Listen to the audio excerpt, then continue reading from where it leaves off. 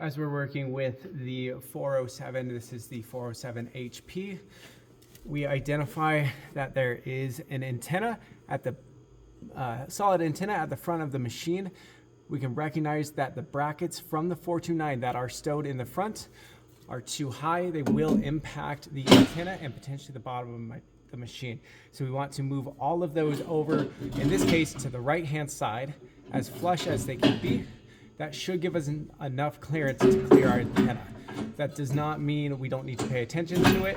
It just means it should work. So as we drive the tug underneath the helicopter, we will be continually checking the antennas, making sure that they will clear. We will be checking the hook, making sure the hook will not impact any of the movements of the tug itself. And on this helicopter, we will be checking the basket hard mounts. That's these black parts off the side, making sure that we have clearance for that. One thing to note on this particular helicopter, the tug will not be in the center of the machine. The tug will be off to the left-hand side, allowing for clearance for that basket. Taking it nice and slow, nice and easy. There is no reason to rush our tug coming under the helicopter.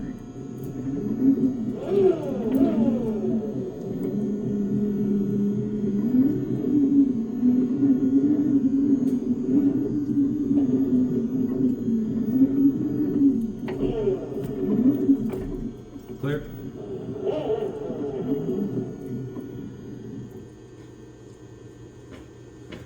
On the 407, we will be parking slightly behind where our brackets will be mounting into here for this. That will allow our bracket to be placed into the actual tug before we start our lift and get them into place. The brackets for the 407, there are 4 of them, 1 in each corner. They're going to support the landing skids. To take them out, all you have to do is pull up. It will ratchet its way out. Now to put it in, you're going to push this lever all the way down as it goes in, push it down. Now we can pull it up to the level we want. There is a longer one that we will know we're at the end of our ratchet. So again, pull it out, just pull it straight out, good to go. Store it there. Minding the shorter one is the front one, and push it on. And once this is under the helicopter, we can raise or lower these to best fit the situation we're in. On this machine, as we're coming in, we've got our 4 brackets mounted. The tug is backwards of where it needs to be.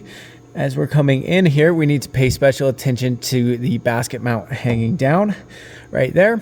You can see with our current arm position, if we were to go in, that arm would instantly hit the basket. So what we're going to need to do on this back right corner is to pull our safety pin that's controlling the arm and open the arm just a few inches, just enough to clear our black bracket. And we can see how tight of a clearance we've got here. As we come in with the tug and lift, we will need to verify that this black piece here will not impact our screw on the back. And now we're set up to go in. We'll be watching each bracket and watching the basket mount as we slowly go forward. These brackets are particularly close to the airframe.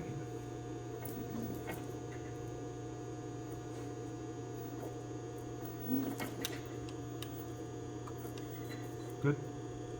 Once the brackets are under our skids, front and rear, we're making sure we have clearance on that basket. We're good to start slowly lifting it, verifying that everything's lining up, and we will take our time bringing the tug up to the machine.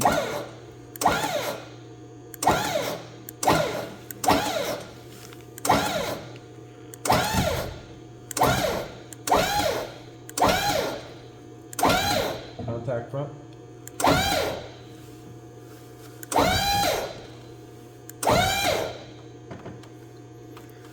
We're verifying the antenna under the front has a place to go inside that front storage where we see the 429 brackets. We are verifying that as we lifted the helicopter that we have not made contact right here. You can see how close that gets, even though we were a few inches away when this tug was on the ground. As both of these machines lift, their skids do come inward.